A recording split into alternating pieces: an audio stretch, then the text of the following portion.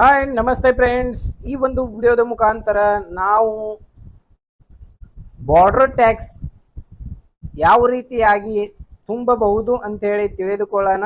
ಈ border tax ಅನ್ನು ಯಾವಾಗ ತುಂಬಲಿಕ್ಕೆ ಬರುತ್ತೆಪ್ಪ ಅಂತಂದರೆ, ನಿಮ್ಮ ವೆಹಿಕಲನ್ನು ಬೇರೆ ಸ್ಟೇಟ್ಗೆ ಹೋಗ್ತಾ ಇದ್ರೆ ಅಲ್ಲಿ ಬಾರ್ಡರ್ ಮೇಲೆ ಟ್ಯಾಕ್ಸನ್ನು ತುಂಬಬೇಕಾಗತ್ತೆ. ಈ ಟ್ಯಾಕ್ಸನ್ನು 3 ದಿನಗಳವರೆಗೆ ಕಾಲಾವಕಾಶ ಇರುತ್ತೆ ಟ್ಯಾಕ್ಸ್ ತುಂಬಿದ ನಂತರ.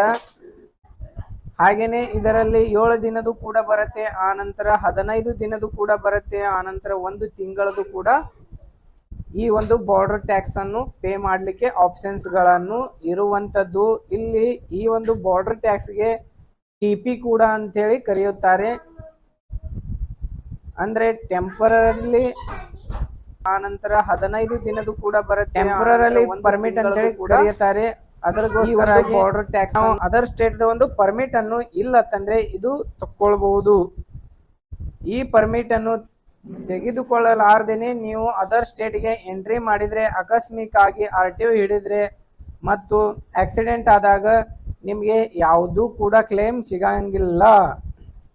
RTO ಕೂಡ ಹಿಡಿದ್ರೆ ನಿಮಗೆ ದಂಡವನ್ನು ಹಾಕುವಂತಹ ಜಾಸ್ತಿ ಚಾನ್ಸಸ್ ಇರುತ್ತದೆ ಗೆಳೆಯರೆ. ಹಾಗಾಗಿ ನಿಮ್ಮ ವೆಹಿಕಲ್ ಅನ್ನು ಅದರ್ ಸ್ಟೇಟಿಗೆ ಹೋಗಬೇಕಾದ್ರೆ ನೀವು ಟಿ.ಪಿ ಅಥವಾ ಪರ್ಮಿಟ್ ಇರಲೇಬೇಕಾಗತ್ತೆ. ಬಾರ್ಡರ್ ಟ್ಯಾಕ್ಸ್ ಅಥವಾ ಟಿ.ಪಿ ಅನ್ನು ನಾವು ಕಮರ್ಷಿಯಲ್ ವೆಹಿಕಲ್ಗಳಿಗೆ ಮಾತ್ರ ತುಂಬಬೇಕಾಗತ್ತೆ. ವೈಟ್ ಬೋರ್ಡ್ ವೆಹಿಕಲ್ಗಳಿಗೆ ಆಲ್ ಓವರ್ ಇಂಡಿಯಾ ಅದಕ್ಕೆ ಪರ್ಮಿಷನ್ ಅನ್ನು ಇರುತ್ತೆ, ಯಾವ್ದು ಬೇಕಾದ ಸ್ಟೇಟ್ಗೂ ಹೋಗ್ಬೋದು. ಆದರೆ ಯೆಲ್ಲೋ ಬೋರ್ಡ್ ವೆಹಿಕಲ್ಗಳಿಗೆ ಆ ರೀತಿಯಾಗಿ ಸಿಸ್ಟಮ್ ಇರುವುದಿಲ್ಲ. ಯಾವ ಒಂದು ಸ್ಟೇಟ್ದ ವೆಹಿಕಲ್ ಇದೆ ಆ ಸ್ಟೇಟಲ್ಲಿ ಮಾತ್ರ ಓಡಾಡಿಸಬಹುದು. ಬೇರೆ ಸ್ಟೇಟ್ಗೆ ಹೋಗಬೇಕಾದ್ರೆ ಟ್ಯಾಕ್ಸ್ ಕಟ್ ಮಾಡಿನೇ ಹೋಗಬೇಕಾಗತ್ತೆ ಗೆಳೆಯರೆ. ಹಾಗಾಗಿ ಈ ವಿಡಿಯೋವನ್ನು ತುಂಬ ನಿಮಗೆ ಹೆಲ್ಪ್ಫುಲ್ ಆಗುತ್ತೆ. ನಿಮ್ಮ ಹತ್ರ ಯೆಲ್ಲೋ ಬೋರ್ಡ್ ವೆಹಿಕಲ್ಸ್ಗಳಿದ್ರೆ ಈ ಒಂದು ವಿಡಿಯೋವನ್ನು ನೋಡಿಕೊಂಡು ನೀವು ನಿಮ್ಮ ವೆಹಿಕಲ್ದ ಒಂದು ಬಾರ್ಡರ್ ಟ್ಯಾಕ್ಸನ್ನು ಪೇ ಮಾಡಲಿಕ್ಕೆ ಬರುತ್ತೆ. ಈ ಬಾರ್ಡರ್ ಟ್ಯಾಕ್ಸ್ ಅನ್ನು ಯಾವ ರೀತಿಯಾಗಿ ನಾವು ಪೇ ಮಾಡಿಕೊಳ್ಳಬಹುದು ಅನ್ನೋದನ್ನು ತಿಳಿದುಕೊಳ್ಳೋಣ ಗೆಳೆಯರೆ. ಗೂಗಲ್ ಕ್ರೋಮ್ ಅನ್ನು ಈ ರೀತಿ ಓಪನ್ ಮಾಡಿಕೊಳ್ಳಿ. ಇದು ನಿಮ್ಮ ಮೊಬೈಲ್ ಬ್ರೌಸರ್ದಲ್ಲಿ ಕೂಡ ಗೂಗಲ್ ಕ್ರೋಮ್ ಇರುತ್ತೆ, ಅಲ್ಲಿಂದ ಕೂಡ ನೀವು ಪ್ರೋಸೆಸ್ ಅನ್ನು ಮಾಡಬಹುದು. ಇಲ್ಲಿ ನೋಡಿ ಸರ್ಚ್ ಬಾಕ್ಸ್ ಕಾಣಿಸುತ್ತೆ, ಸರ್ಚ್ ಬಾಕ್ಸ್ದಲ್ಲಿ ಪರಿವಹನ ಅಂತೇಳಿ ಟೈಪ್ ಮಾಡಿ ಪರಿವಹನ ಸೇವಾ.com ಅಂತೇಳಿ ಬರುತ್ತೆ, ಇದರ ಮೇಲೆ ಕ್ಲಿಕ್ ಮಾಡಿ. ಈ ರೀತಿಯಾಗಿ ಸೈಟ್ ಓಪನ್ ಆದಾಗ ನೋಡಿ ಗೆಳೆಯರೆ, ಇಲ್ಲಿ ಆನ್ಲೈನ್ ಸರ್ವಿಸಸ್ ಅಂತೇಳಿವೆ. ಇಲ್ಲಿ ನೋಡಿ ನೀವು ಇಲ್ಲಿ ಕರ್ಸರ್ ಅನ್ನು ಒಯ್ದಾಗ ಇಲ್ಲಿ ಚೆಕ್ ಪೋಸ್ಟ್ ಟ್ಯಾಕ್ಸ್ ಬರುತ್ತೆ ನೋಡಿ, ಇದರ ಮೇಲೆ ಕ್ಲಿಕ್ ಮಾಡಿ.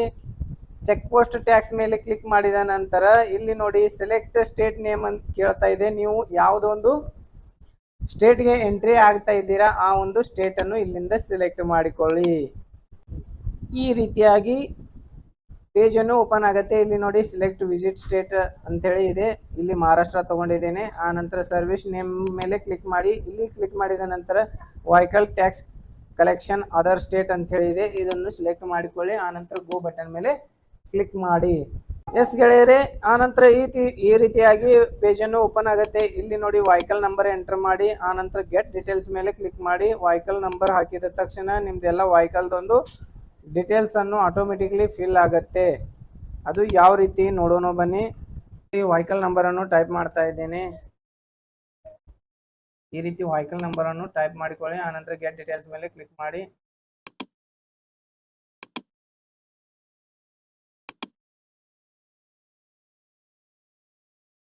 ಎಸ್ ಗೆಳೆಯರೆ, ಈ ರೀತಿಯಾಗಿ ಚೆಸಿ ನಂಬರ್ ಕೂಡ ತಗೊಂಡಿದೆ ನೋಡಿ, ಈ ರೀತಿಯಾಗಿ ತಗೊಳತ್ತೆ. ಆನಂತರ ಇಲ್ಲಿ ನೋಡಿ ಗೆಳೆಯರೆ, ಡೈರೆಕ್ಟ್ ಆಗಿ ಆಟೋಮೆಟಿಕ್ ಫಿಲ್ ಆಗಿ ಬಂದಿರುತ್ತೆ. ಲೈಟ್ ಗೂಡ್ಸ್ ವೆಹಿಕಲ್ ಅಂತೇಳಿ ಬಂದಿದೆ ನೋಡಿ, ಗೂಡ್ಸ್ ವೆಹಿಕಲ್ ಇದು. ಆನಂತರ ಇಲ್ಲಿ ಸಿಲೆಕ್ಟ್ ಟೈಪ್ ಅಂತ ಹೇಳಿದೆ, ಇಲ್ಲಿ ನಾಟ್ ಅಪ್ಲಿಕೇಬಲ್ ಅಂತೇಳಿ ಸಿಲೆಕ್ಟ್ ಮಾಡ್ಕೊಳ್ಳಿ. ಆನಂತರ ಇಲ್ಲಿ ಟೆಂಪರರಿ ಪರ್ಮಿಟ್ ಅಂತೇಳಿ ಸಿಲೆಕ್ಟ್ ಮಾಡ್ಕೊಳ್ಳಿ. ಆನಂತರ ಇಲ್ಲಿ ಮಂತ್ಲಿ ಇದೆ, ಮಂತ್ಲಿ ಸಿಲೆಕ್ಟ್ ಮಾಡಿ, ಅಥವಾ ಕ್ವಾರ್ಟರ್ಲಿ ಇದೆ, ಕ್ವಾರ್ಟರ್ಲಿ ಸಿಲೆಕ್ಟ್ ಮಾಡಿ. ಇಲ್ಲಿ ನೋಡಿ ಗೆಳೆಯರೆ,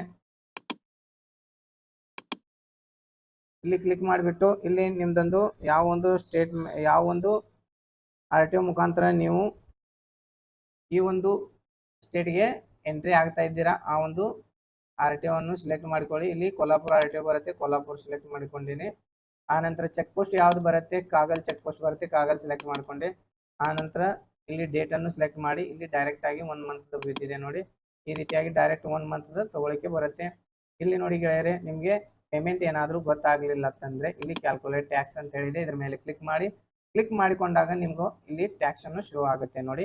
ಇಲ್ಲಿ ಪರ್ಮಿಟ್ ಫೀಸ್ ಬಂದುಬಿಟ್ಟು 1270 ಇರುವಂಥದ್ದು 1 ಮಂತ್ಗೆ ವ್ಯಾಲಿಡಿಟಿ ಬರುತ್ತೆ. ಆ ನಂತರ ನೋಡಿ ಗೆಳೆಯರೆ, ಇದು ಸರಿಯಾಗಿದೆ ಎಂದು ಖಚಿತಪಡಿಸಿಕೊಂಡು ನೀವು ಪೇ ಟ್ಯಾಕ್ಸ್ ಮೇಲೆ ಕ್ಲಿಕ್ ಮಾಡಿ. ಆನಂತರ ಈ ಥರ ಪಾಪಪ್ ಓಪನ್ ಆಗುತ್ತೆ. ಕನ್ಫರ್ಮ್ ಬಟನ್ ಮೇಲೆ ಕ್ಲಿಕ್ ಮಾಡಿ. ಕನ್ಫರ್ಮ್ ಬಟನ್ ಮೇಲೆ ಕ್ಲಿಕ್ ಮಾಡಿದ ನಂತರ ಈ ರೀತಿಯಾಗಿ ಖಜಾನಾ ಪೇಜ್ಗೆ ರಿಡೈರೆಕ್ಟ್ ಆಗುತ್ತೆ. ಇಲ್ಲಿ ಸೆಲೆಕ್ಟ್ ಮೇಲೆ ಕ್ಲಿಕ್ ಮಾಡಿಕೊಂಡು SBI ಇ-ಪೇ ಅಂತೇಳಿದೆ, ಇದರ ಮೇಲೆ ಕ್ಲಿಕ್ ಮಾಡಿ. ಕ್ಲಿಕ್ ಮಾಡಿಕೊಂಡು ಇಲ್ಲಿ ಟರ್ಮ್ಸ್ ಕಂಡೀಷನ್ಸ್ಗಳನ್ನು ಕೊಟ್ಟಿದ್ದಾರೆ, ಇವು ಅಕ್ಸೆಪ್ಟ್ ಮಾಡಿಕೊಳ್ಳಿ. ಇಲ್ಲಿ ಟಿಕ್ ಮಾರ್ಕ್ ಬೀಳುತ್ತೆ. ಆನಂತರ ಕಂಟಿನ್ಯೂ ಬಟನ್ ಮೇಲೆ ಕ್ಲಿಕ್ ಮಾಡಿ. ಕಂಟಿನ್ಯೂ ಬಟನ್ ಮೇಲೆ ಕ್ಲಿಕ್ ಮಾಡಿದಾಗ ಈ ರೀತಿಯಾದ ಪಾಪಪ್ ಅನ್ನು ಓಪನ್ ಆಗುತ್ತೆ. ಆನಂತರ ಇಲ್ಲಿ ನೀವು ಪೇಮೆಂಟ್ ಮಾಡಬೇಕಾದ್ರೆ UPI ಪೇಮೆಂಟ್ ಥ್ರೂನೇ ಜಾಸ್ತಿ ಜನ ಪೇಮೆಂಟ್ ಮಾಡ್ತಾ ಇರ್ತಾರೆ, ಅದಕ್ಕಾಗಿ UPI ಸೆಲೆಕ್ಟ್ ಮಾಡಿಕೊಳ್ಳಿ. ಆನಂತರ ಇಲ್ಲಿ UPI QR ಅನ್ನು ಸೆಲೆಕ್ಟ್ ಮಾಡಿಕೊಳ್ಳಿ. ಇಲ್ಲಿ ಟಿಕ್ ಮಾರ್ಕ್ ಮಾಡಿ. ಆನಂತರ ಪೇ ನೌ ಬಟನ್ ಮೇಲೆ ಕ್ಲಿಕ್ ಮಾಡಿ. ಪೇ ನೌ ಬಟನ್ ಮೇಲೆ ಕ್ಲಿಕ್ ಮಾಡಿಕೊಂಡಾಗ ಈ ರೀತಿಯಾದ QR ಕೋಡನ್ನು ಓಪನ್ ಆಗುತ್ತೆ. ನೀವು 1270 ರುಪೀಸನ್ನು ಇಲ್ಲಿ ಸ್ಕ್ಯಾನ್ ಮಾಡಿಕೊಂಡು ಪೇ ಮಾಡಿದರೆ, ಇದು ಸ್ಕ್ಯಾನ್ ಮಾಡಿದಾಗ ಆಟೋಮೆಟಿಕ್ಲಿ ನಿಮ್ಮ ಮೊಬೈಲ್ದಲ್ಲಿ ಶೋ ಆಗುತ್ತೆ. ಡೈರೆಕ್ಟಾಗಿ ಪೇಯನ್ನು ಮಾಡಿ. ಪೇಯನ್ನು ಮಾಡಿದ ಕೂಡಲೇ ನಿಮಗೆ ವಿತಿನ್ 15 ಸೆಕೆಂಡ್ದಲ್ಲಿ ನಿಮ್ಮ ಒಂದು ಪರ್ಮಿಟನ್ನು ನಿಮಗೆ ಆನ್ಲೈನ್ ಜನರೇಟ್ ಆಗುತ್ತೆ. ಈ ವಿಡಿಯೋವನ್ನು ಇಷ್ಟವಾದರೆ ಈ ವಿಡಿಯೋಗೆ ಒಂದು ಲೈಕ್ ಕೊಡಿ. ಹಾಗೆಯೇ ಗೆಳೆಯರೆ, ನಿಮಗೆ ಏನಾದರೂ ನಿಮ್ಮ ವೆಹಿಕಲ್ದ ಒಂದು ಇನ್ಶೂರೆನ್ಸನ್ನು ರಿನ್ಯೂವಲ್ ಮಾಡಿಕೊಳ್ಳಬೇಕಾದರೆ ನನ್ನನ್ನು ಸಂಪರ್ಕಿಸಬಹುದು. ಏಕೆಂತಂದರೆ ನನ್ನ ಹತ್ರ ಸಾಕಷ್ಟು ಡಿಸ್ಕೌಂಟ್ಸ್ಗಳ ದರದಲ್ಲಿ ನಾನು ಇನ್ಶೂರೆನ್ಸನ್ನು ಪ್ರೊವೈಡ್ ಮಾಡ್ತಾ ಇದ್ದೇನೆ. ಅದಕ್ಕೋಸ್ಕರಾಗಿ ನೀವು ಅದರದೊಂದು ಲಾಭವನ್ನು ಪಡೆದುಕೊಳ್ಳಿ. ಹಾಗೆಯೇ ಗೆಳೆಯರೆ, ನೀವು ಏನಾದರೂ ಪ್ಲಾಟ್ ಅಥವಾ ಲ್ಯಾಂಡನ್ನು ಪರ್ಚೇಸ್ ಮಾಡಿಕೊಳ್ಳಬೇಕಾದರೂ ಕೂಡ ನನ್ನನ್ನು ಸಂಪರ್ಕಿಸಬಹುದು. ನನ್ನ ಒಂದು ಸಂಪರ್ಕ ಮಾಡುವ ಸಂಖ್ಯೆ ಈ ಒಂದು ವಿಡಿಯೋದ ಡಿಸ್ಕ್ರಿಪ್ಷನ್ ಬಾಕ್ಸ್ದಲ್ಲಿ ಕೊಟ್ಟಿದ್ದೇನೆ, ಅಲ್ಲಿಂದ ನೀವು ನನ್ನನ್ನು ಸಂಪರ್ಕಿಸಬಹುದು. Thank you so much. ಮತ್ತೆ ಸಿಗೋಣ ಮುಂದಿನ ಒಂದು ವಿಡಿಯೋದಲ್ಲಿ. ಬಾಯ್ ಬಾಯ್.